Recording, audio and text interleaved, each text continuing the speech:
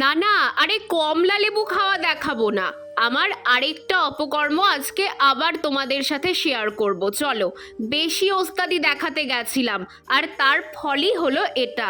তোমাদের মনে আছে আগের বর্ষায় দুটো বোগেনভেলিয়া লাগিয়েছিলাম, অর্জুনা আর ক্রিস্টেনা। অর্জুনা এখন আমার ছাদ বাগান ভরিয়ে রেখেছে।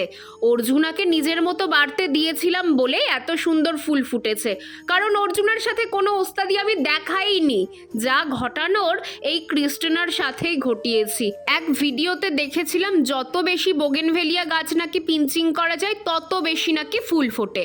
তাই এই ক্রিস্টেনার ডালপালা ছেটে একটা বড় পটে রিপোর্টিং করেছিলাম, আর তারপরেই গাছের এই অবস্থা।